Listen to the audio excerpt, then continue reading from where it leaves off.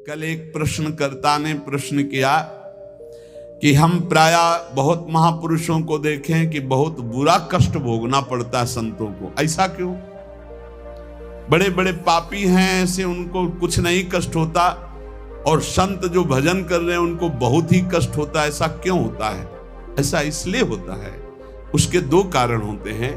पहला तो इतने करुणा में होते हैं कि वो अपने जनों के आगामी प्रारब्ध को देख लिया और वो जान भी नहीं पाया और प्रारब्ध को घसीट कर अपने शरीर पे डाल लिया और भोग लिया।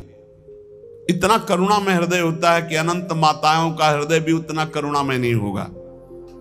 कोई जान नहीं सकता इस बात को। वो देखा कि हमारे अमुक जन पर प्रारब्ध का आक्रमण होने वाला है, तो प्रारब्ध तो मिटाया नहीं जा सकता, भोगा जा सकता है, तो आओ हम भोगने के लिए तैयार हैं, और वो उनके प्रारब्ध को ले लेते हैं। दूसरा, अनंत जन्मों का हिसाब बराबर होना है, भगवत प्राप्ति होनी। अब आखिरी जन्म है तो जो हिसाब है अनंत जन्मों का, पहाड़ का पहाड़ जमा था, छोटा छोटा भोग भोगते हुए, तो उनको लगता है कि जो संत महात्मा उनको बहुत कष्ट है। बिल्कुल कष्ट नहीं है, केवल प्रारब्ध भोग की लीला। वो दो प्रकार की, एक करुणा करके अपने जनों के प्रारब्ध को ले लेना, एक दूसरा अपने अनंत जन्मों के प्रारब्ध को भोग कर पवित्र होकर भगवान के धाम जाना। दूसरा, जो पापात्मा जन है उनके जो वर्तमान के पाप हैं और पूर्व के पुण्य उनके काम कर रहे हैं, इसलिए उनको कष्ट नहीं दिखाई दे रहा। लेकिन जब पूर्व का पुण्य समाप्त हो जाएगा, वर्तमान का पाप और पूर्व का पाप लगे, तब उनकी दुर्गति हो जाएगी। तो ऐसे ही जब हम धाम में या नाम जपने में या भक्ति में चलते हैं तो लोग हमारा उपहास करते हैं, लोग हमें कटु वचन बोलते हैं, उनको द्वेष होता है भक्तों से, वो निंदा करते हैं। तो दुर्वाच्यानि सहस्रशा परिभवान नीचै कृतान कोटिशो। करोड़ों प्रकार से कोई हमें दुर्वचन कहे तो भी हमको चुप रहना है। क्यों चुप रहना? हमें अपना काम बनाना है। वो दुर्वचन बोलेगा, हमारे पाप नष्ट हो जाएंगे, हृदय में जलन होगी ना, तो हमारा हृदय पवित्र होगा। हृदय भगवान के लिए सुंदर महल है, सुंदर निकुंज है। नारायण या गौर श्याम को हृदय निकुंज बसइए। बहुत कूड़ा करकट जमा कर लिया गलती करके, उसका नाश होगा। दुर्वाच्यानि सहस्रशा परिभवान नीचै कृतान कोटिशो। नीच पुरुष द्वारा करोड़ करोड़ प्रकार से तुम्हें कष्ट दिया जाए, गाली दे रहे हैं, निंदा कर रहे हैं, उपहास कर रहे हैं, ऐसा व्यवहार कर रहे हैं जो हृदय को जला रहा है। ए सह जाना, पलट कर जवाब मत देना, बहुत जल्दी तुम्हारा हृदय पवित्र हो जाएगा और तुम सदा सदा के लिए सुखी हो जाओगे, और वो जो बोल रहा है वो दुखी हो जाएगा। उमा क्षमा साप होते भारी। तुम चुप रहो, मत बोलो। भक्ष्याक्षादन वास कुट्य मिलना दुखान्यलम कोटिशा। हो सकता है कि तुम्हें भोजन आदि की व्यवस्था हो, वास की सही व्यवस्था न हो, गर्मी सर्दी आदि सहनी पड़ रही, चुपचाप सह लो। थोड़े दिन का जीवन है, भगवत प्राप्ति करनी है। धाम में ऐसी निष्ठा से रहो, भोजन भी नहीं मिलेगा, कष्ट भी मिलेगा, गालियां मिलेंगी, तो भी हम धाम को नहीं छोड़ेंगे। कामाद्यैरति पीड़या च मनसो वैकल्यमात्यंतिकम। अब इतने बड़े भजनानंदी तो नहीं है कि हम काम विजयी हों, तो ये काम आदि दोष हमारे हृदय को जलाएंगे, पीड़ा देंगे, पर हम किसी से कहेंगे नहीं और कोई चेष्टा नहीं करेंगे, सह जाएंगे। वैकल्य मात्यंतिकम, भारी विकलता होने पर भी हम किसी से नहीं कहेंगे, हम कोई चेष्टा नहीं करेंगे, हम सह जाएंगे। ये सोढ़ा वसंत के लिविपने कृष्णश्च तेभ्यो नमः। जो ऐसे श्री राधा और कृष्ण के केल विलास युक्त महल वृंदावन में वास करते, सब कुछ सहते हुए श्रीपाद कहते मैं उनको नमस्कार करता हूं। दोषान्न स्थिर जंगमेषु कलयन कस्यापि नो द्वेजयन। तुम्हें उद्विग्न करेंगे यहां लोग, तुम्हें परेशान कर सकते हैं, पर तुम उनकी निंदा मत करना, उद्विग्न मत होना, उनकी निंदा मत करना, अपने आप को बचा के निकल जाना। ये मानो परमार्थ में आगे बढ़ने के लिए जरूरी है ये बात। दोषान्न स्थिर जंगमेषु, यहां किसी भी जड़ चैतन्य में दोष दर्शन न होने पावे। यद्यपि वो तुम्हें उद्वेग प्रदान करेंगे, भगवत पार्षद हैं, प्रेरित होकर आएंगे, तुम्हें ऐसे वचन बोलेंगे, ऐसी चेष्टा करेंगे, ऐसे उद्वेग प्रदान करेंगे, पर तुम उद्वेग मत कर। किंचित दयत्न लब्ध मित भुक चित्ते पिन स्त्रीक्षणा। यदि तुम्हें कवल दो कवल ही भोजन मिल जाए तो उसी को खा करके दिन व्यतीत कर लो। अभ्यास में बहुत बड़ी सामर्थ्य है, बहुत बड़ी सामर्थ्य अभ्यास में। ये भगवत प्राप्ति जब लक्ष्य हो जाएगी तभी सह सकते हो, अन्यथा नहीं सह पाओगे। अगर कवल दो कवल भी भोजन मिल जाए तो उधर में डाल लिया, पूरा दिन व्यतीत। कवल दो कवल तो बहुत होता है, 3-4 दिन में कभी ऐसे गुड़ मिल जाता था ना गंगा किनारे, गुड़, तो गुड़ पाके एक कमंडल जब गंगा जल पीते थे तो ऐसे भगवान की तरफ, कितने कृपालु भगवान हो, ऐसे एकांत में भी आप हमारे उदर पोषण को देते हो। आज तुम 3 बार पाते हो, 1 बार भी भगवान हृदय से जय नहीं बोलते होगे, हृदय से जय नहीं बोलते होगे कि आहा कितने कृपालु प्रभु आप हो, आप कितना प्यार करते हो। कभी रोते हो प्रभु के प्रति, कितना प्यार है प्रभु का। हर व्यवस्था है लेकिन कभी एकांत में जय जयकार हृदय से नहीं कर कि आपकी कितनी अपार कृपा है नाथ हम पर। और कह रहे मितभुक चित्ते पिन स्त्रीक्षणा, एक क्षण के लिए भी वृत्ति काम भोग के लिए किसी माता बहन की तरफ गंदी भावना से न जाने पावे। धाम में वास करते हो, ऐसी गलती ना होने पावे। श्री राधा मुरली धरोज्वल यशहा श्रणवन गृणन संस्मरन यो वृंदावन मावसेन मधुर धीर धन्याय तस्मै नमः। जो हर समय राधा मुरलीधर का निरंतर नाम जप करता है, यशोगान करता है, किसी माता बहन की तरफ काम भाव से एक क्षण भी नहीं देखता है, थोड़ा कवल दो कवल मिल जाए उसी से काम चला लेता है, रात दिन भजन में है पर लोग उसे गाली देते हैं, लोग उसको दुर्वचन बोलते हैं पर वो कुछ नहीं बोलता, सह जाता है। तो श्रीपाद कह रहे हैं धन्याय तस्मै नमः, वो धन्य हो गया, मैं उसे नमस्कार करता हूं। ऐसा हमारा जीवन श्री धाम वृंदावन के प्रति समर्पित हो। भावना कभी मिथ्या या कल्पना नहीं होती। उपासक को भाव से ही रसास्वादन मिलता है। भावोत्सवेन भजताम रसकाम धेनुम तम राधिका चरण रेणु माम स्म। यदि भाव नहीं उत्पन्न हुआ तो अभी जीवन सुन।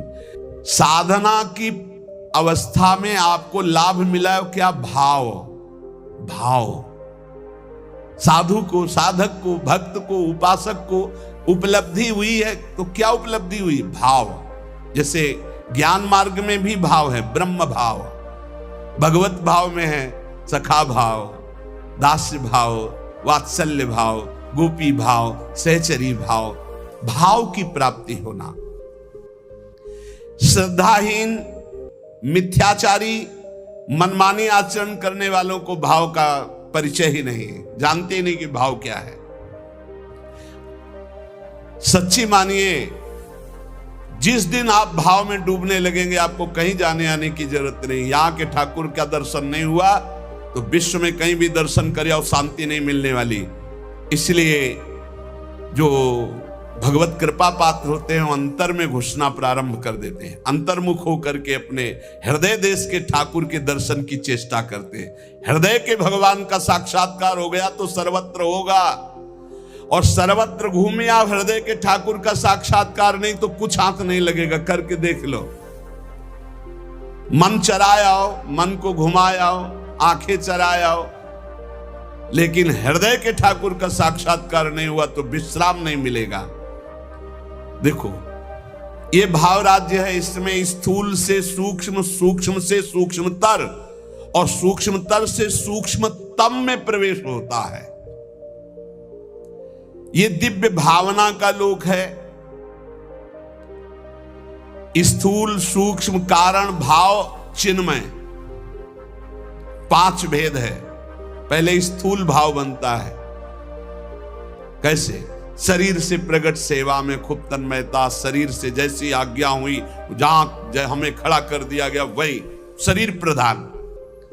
फिर अंतर में घुसता है, अंतःकरण प्रधान, सूक्ष्म शरीर, चिंतन प्रधान। अब बाहर की क्रियाएं तो पहले से ही संयमित हो चुकी है, अब जैसी गुरु आज्ञा वैसा अंदर चिंतन प्रधान।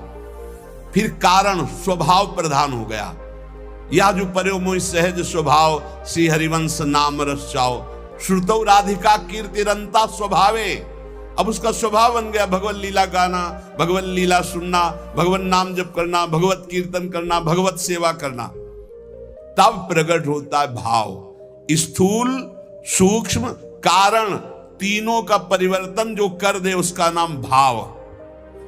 भाव के आगे चिन्मय देह की प्राप्ति होती है, जिसे भाव देह कहते हैं। ये बड़ा विलक्षण होता है, न स्थूल होता है, न सूक्ष्म होता है, न कारण होता है, न यातना देह होता है, न देव देह होता है, न स्वाप्निक देह होता है। एक अलौकिक चिन्मय भाव देह है। ये नित्य, जैसे प्रिया प्रीतम वैसा ये नित्य है चिन्मय देह। ये देह केवल कहने मात्र को ये शुद्ध भगवत स्वरूप है। इसमें देह जनित कुछ नहीं है, हड्डी मांस या पुरुष स्त्री के चिन्ह ये सब नहीं है भाव देह में। अब आप विचार कीजिए,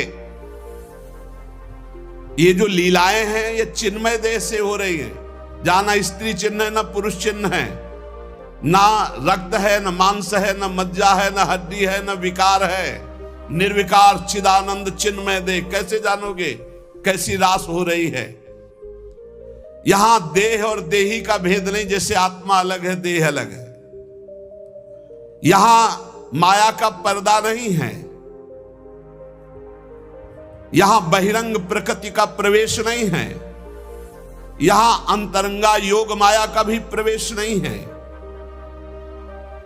यहां माया की चादर डालकर भगवान नहीं खेलते, यहां खुला खेल हो रहा है चिदानंद में। जैसे यहां तो माया की चादर पड़ी हुई, पहले देह फिर अंदर बैठा हुआ चिदानंद तत्व है, उसे कोई बिरला ज्ञानी जानता। समात्मा सुदुर्लभा वासुदेवा सर्वमिति।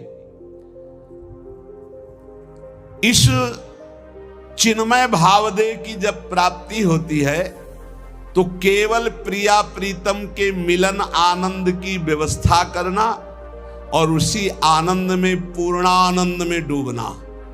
जैसी हरिवंश लाल ललना मिली तो हियो सिरावत मोर, चिदानंद भाव देश से चरी। इसमें जो चरम सुख है उसके आगे मोक्ष सुख कड़ुआ लगता है।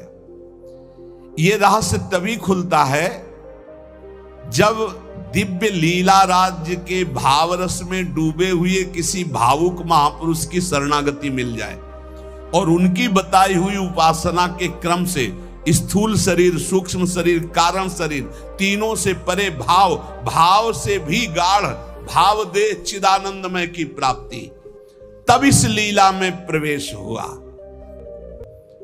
प्रभु की प्राप्ति के अनेकों निश्चित मार्ग सत्य हैं जो मोक्ष प्रदान करते हैं, प्रेम भी प्रदान करते हैं, परंतु ये कुछ विलक्षण है। लीला संदोह में प्रवेश करने के लिए सखी भावापन्न होना ही पड़ेगा। देखो, जब नारद जी ने हठ किया कि मुझे आपकी ब्रज लीला रास देखना है, तो उनको नारद जी से गोपी बनना पड़ा।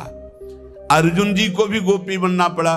भगवान शंकर जी ने जब चाहा तो इनको भी गोपी बनना पड़ा। ब्रज लीला के रास में अर्जुन को, नारद जी को, भगवान शंकर को गोपी बन करके प्रवेश दिलाया। लेकिन नवनिवृत्त निकुंज में तो सहचरी भाव के बिना प्रवेश। तीन गोपिन ते दुर्लभ माई, नित्य विहार सहज सुखदाई। यहां धाम, परिकर, खगमृग पशु पंछी सब चिदानंद। यहां दो नहीं, सब एक है।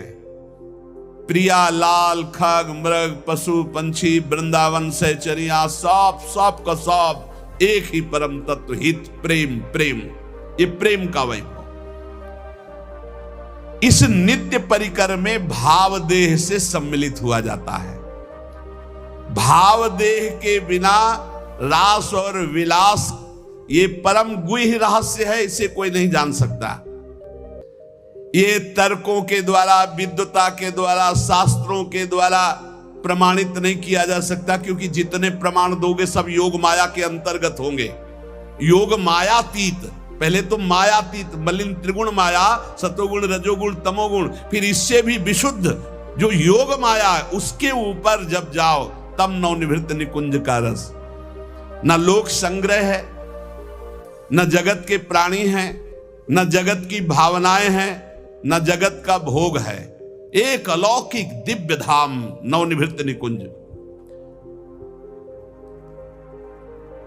जहां एक से भिन्न कुछ भी नहीं, ना लोक, ना जगत, ना प्राणी, न वस्तु, न सूर्य, न चंद्रमा, न शरीर, सब चिदानंद, सब प्रेममय। वृंदावन प्रेममय, खगन पशु पंछी प्रेममय, यमुना जी प्रेममय, प्रियालाल प्रेम के खिलौना दो खेलत है प्रेम, प्रेम प्रेम प्रेम।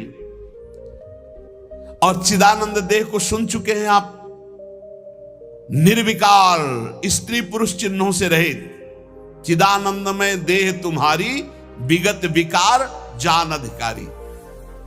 नित्य दिव्य रसमयी रासलीला का रहस्य ये माया मुग्ध मानव किसी भी तरह से नहीं जान सकता। हृदय में जब तक कोई भी वासना है तब तक प्रियालाल को कोई नहीं जान सकता। रास के ज्ञान को जानने के लिए ब्रह्म ज्ञानी भी नहीं परिपूर्ण है कि ब्रह्म ज्ञान हो गया तो रास का ज्ञान उसे हो जाएगा।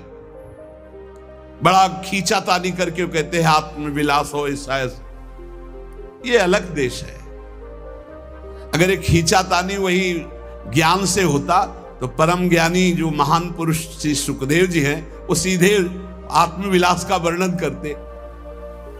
जगत के विषयों से त्याग वैराग्य उपरति, मोक्ष सुख का त्यागी, वो रास रस का अधिकारी जो पुरुष होता है उसकी स्थिति का वर्णन करते हुए कहते हैं जहां किंचन मात्र भी मैं का ख्याल ही नहीं रह गया। देखो, रास में प्रवेश पाने वाले भाव देह को प्राप्त हुए महापुरुष की स्थिति कैसे होती, वो देख रहा है।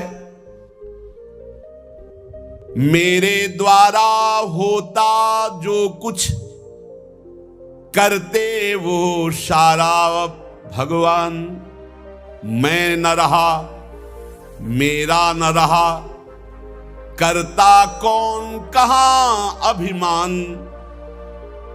ढांचा एक बना रखा है अपने से ही अपने काम, नियमित सब चलते कल पुर्जे होती दिखती क्रिया तमाम।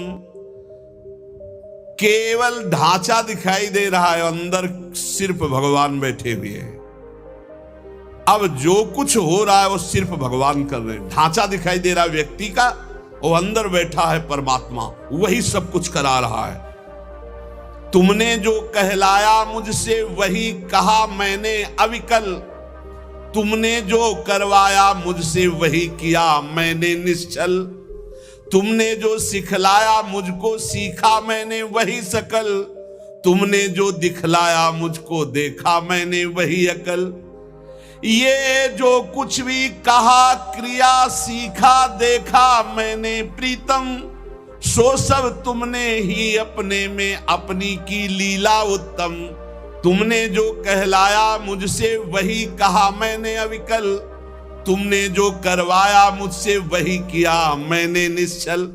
ये उस जो भावदेव को प्राप्त हो रहा है, किंचन मात्र हम नहीं रह गया, वो देख रहा है प्रभु करा रहे हैं। मन मत कैसे होते मुझ में जब मैं ही हूं नहीं स्वयं, बना तुम्हारा सुख सदन तुम्ही से रहते हरदम। मन बुद्धि चित्त हम सब कुछ आपने अपहरण कर लिया, आप कार्य तो आपके द्वारा हो रहे। ओ शब्द में त्रुटि हो सकती, हाईजैक कहते, हाईजैक कहते, कर लिया हाईजैक भगवान ने, पूरा सिस्टम हाईजैक कर लिया।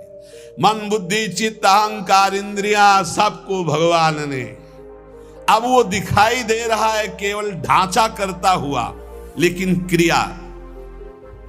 किसी ने प्रश्न किया कि आपको मन परेशान करता जैसे हम लोगों को परेशान करता है? था, परेशान करता था जब मेरा मन था तब। जब मेरा मन था तब परेशान करता था, और जब उनका मन हो गया तो अब आनंद देता है, परेशान नहीं करता है, अब आनंद देता है। क्या स्थिति होती है? मेरे मन में नित प्रविष्ट रहे, ईश्वर का मन करता काम, ईश्वर के मन के ही होते उदय दिव्य संकल्प ललाम। अब जो मेरा मन था उसमें ईश्वर का मन आकर बैठ गया। अब जो संकल्प विकल्प हो रहे हैं, अब जो क्रियाएं हो रही, जो भी बात हो रही, जो प्रश्न उत्तर हो रहे, जो चेष्टा हो रही, वो ईश्वर के द्वारा हो रही, वो किसी जीव के द्वारा नहीं हो रही। जीव के द्वारा किसी का परिवर्तन नहीं होता, ध्यान रखना। जो इसमें मैं था उसका अपहरण कर लिया गया, और उस मैं पे जो मैं है वो बैठ गया, अब अपना कार्य वो कर रहा है। रहा न मेरे मन में कुछ भी ईश्वर के मन के अतिरिक्त, रहता सदा इसी से वो मधुरमय भगवद रस से अभिषिक्त। अब मेरा मन नहीं रह गया, अब प्रभु के मन ने हमारे मन पर पूरा का पूरा अधिकार करके बैठ गया। तो प्रेम रस अभिषिक्त मन, सूखे मन में काम क्रोध लोभ मोह मद मत्सर होते, भगवत रस से अभिषिक्त मन में नहीं होते।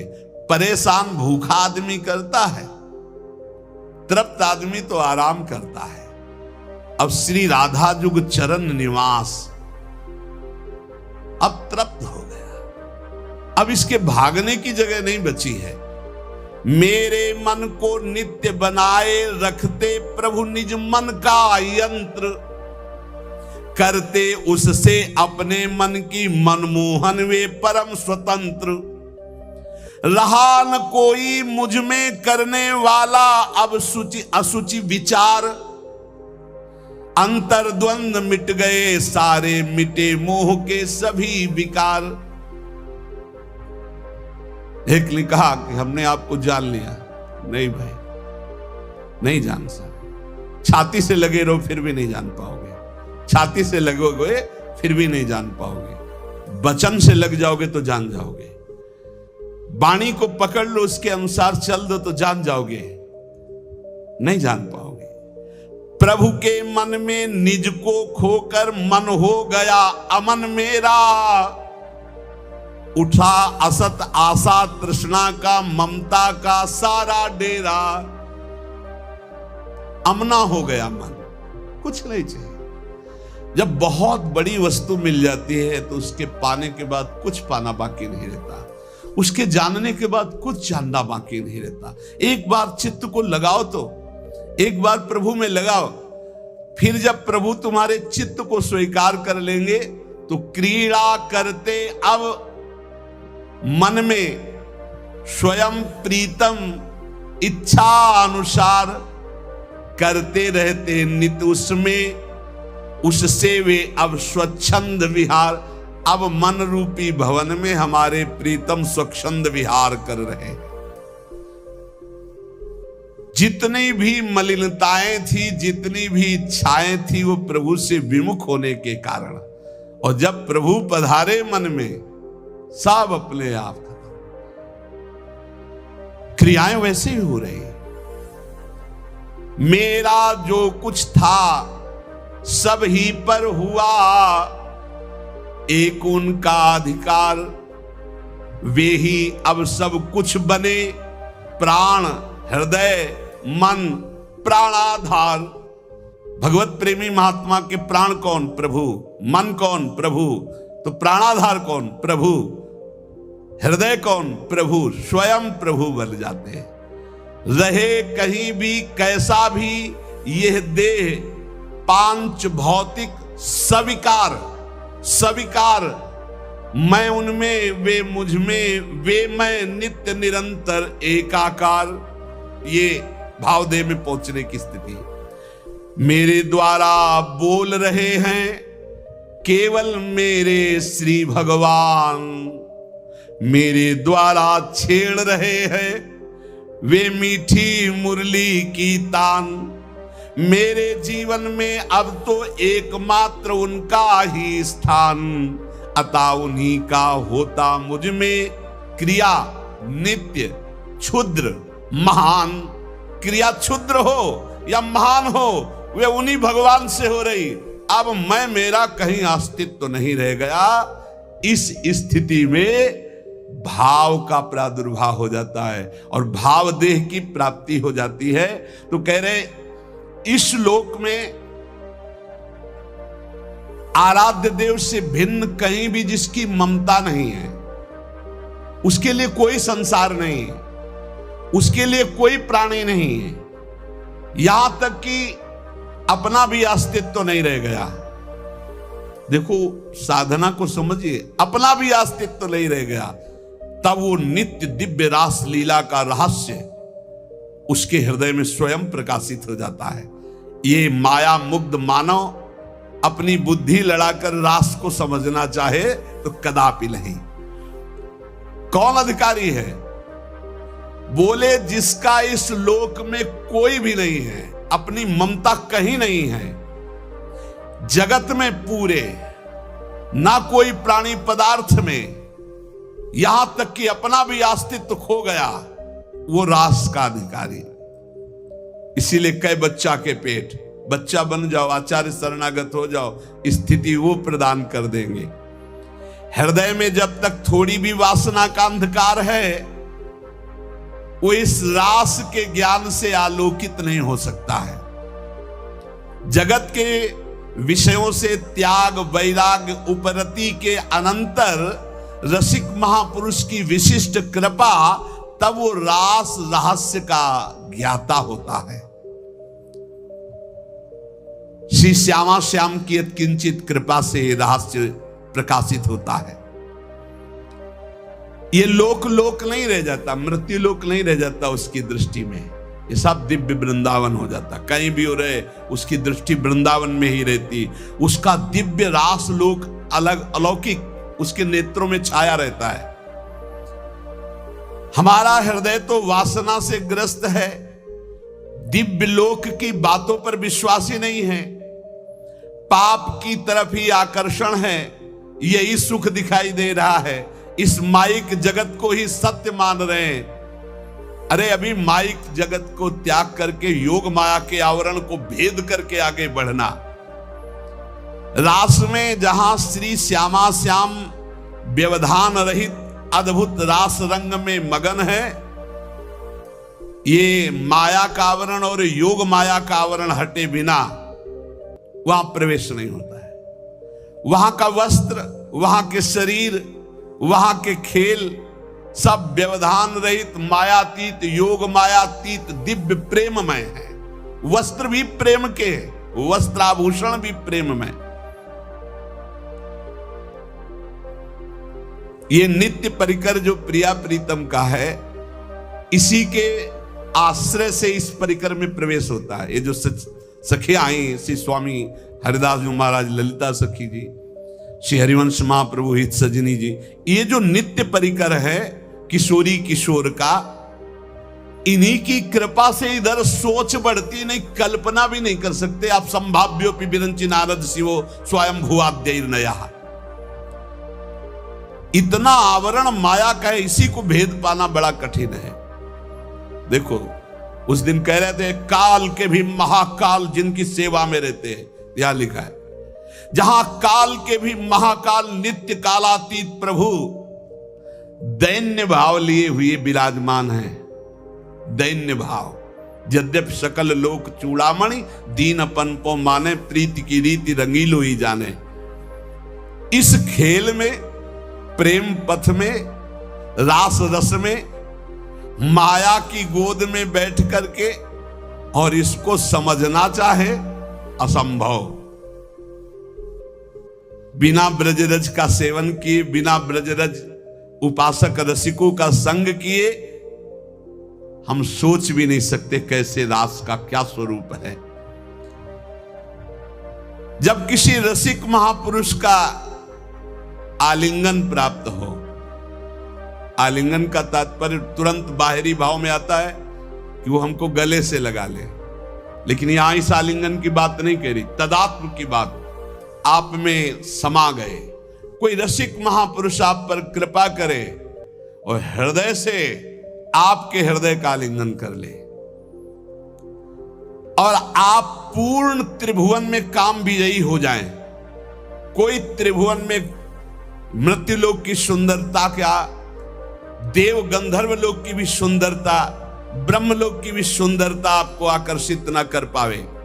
इस कोटि का वैराग्य जहां यत किंचन मात्र ब्रह्मलोक तक का कोई भी भोग आकर्षण न पैदा कर पावे, वो इस मलिन माया को पार करके ठीक उस रास लीला परम धाम की तरफ जाने का अधिकारी होता है। कितनी ऊंचाई चाहिए, इसीलिए बच्चा बन जाओ।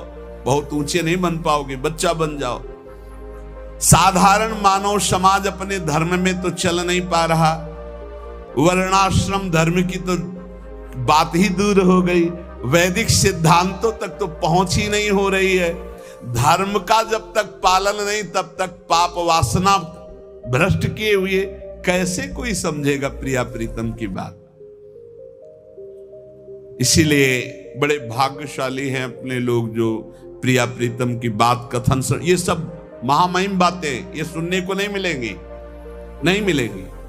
आजकल श्रवण कथन का स्वरूप ही बदलता चला जा रहा है, एक उपहास, एक मनोरंजन, एक ऐसा।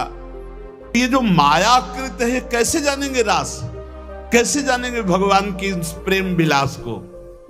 अरे भक्त तो धर्म राज्य, वैदिक सिद्धांत राज्य, यहां तक कि मोक्ष पदवी से ऊपर उठा हुआ प्रेम राज्य में जब पहुंचता, तब यह दिखाई देता है रास क्या है, राधा कृष्ण का स्वरूप क्या है।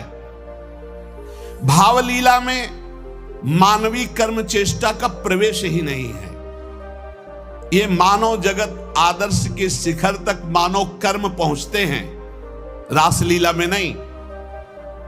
ये रासलीला भावलीला है, ये भाव देह से होती है। जैसे ब्रज में जो रास हुई, जब भगवान श्री कृष्ण की बंसी बजी तो सब गोपियां भगवान श्री कृष्ण के समीप पहुंची, तो हर गोपी अपने पति के पास सोई हुई थी, जहां जो जैसी थी व्यवस्था में। शरीर से एक भी गोपी नहीं गई। पूज्य महाराज भाई जी महाराज कह रहे, गोपी अपने अपने पति पुत्रों के पास थी, मानव देह मानव के पास था, और भाव देह चिदानंद में दिव्य रूप से वो भगवान के समीप गई, रास में सम्मिलित हुई। ये स्थूल सूक्ष्म कारण देह नहीं थे, भाव देह चिदानंद में स्थिति गोपी की। चिन्मय देह भाव देह में दिव्य अलौकिकता होती, उसमें स्त्री पुरुष के चिन्ह ये सब भाव नहीं होते। इस माया देह को वहीं छोड़ दिया था अपने अपने घरों में, और सब भाव देह से पहुंची हुई थी।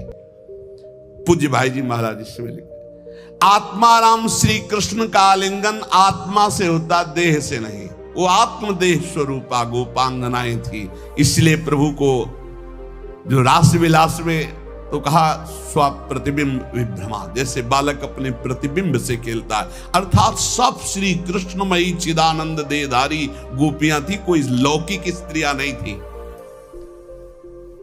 जब ब्रज रास को ही नहीं समझ पा रहे हैं तो नवनिवृत्त निकुंज का रास ये भावुक जनों का विषय है, ये कल्पना का लोक नहीं है, ये परात्पर प्रेम का दिव्य लोक है। इसलिए हमारी प्रार्थना उन प्रेमी उपासकों से है कि ऐसे बहिर्मुख जनों का, ऐसे बहिर्मुख व्यवहार का, ऐसे बहिर्मुख वार्ता का त्याग करके अपने भाव को बचाते हुए बहुत ऊंचाई पर प्रभु ने घसीट लिया है प्रिया प्रीतम की उपासना। तो सिर्फ श्यामा श्याम का नाम, श्यामा श्याम के रूप, श्यामा श्याम की लीला, श्यामा श्याम के गुणों का गायन करते हुए संसार की, लोक परलोक की कोई परवाह न करते हुए, किसी की समालोचना का ये विषय नहीं, ये अपने हृदय के भाव का विषय है। तो जैसा आचार्य गुरुदेव ने उपदेश किया वैसा हम आगे बढ़ते रहे। पूज्य श्रीपाद प्रबोधानंद जी महाराज, यदि आपको वृंदावन का वास मिल गया है, वृंदावन आने को मिल गया है, अब यहां आपको कोई कटुवचन बोलता है, आपके साथ दुर्व्यवहार करता है, तो आपको पवित्र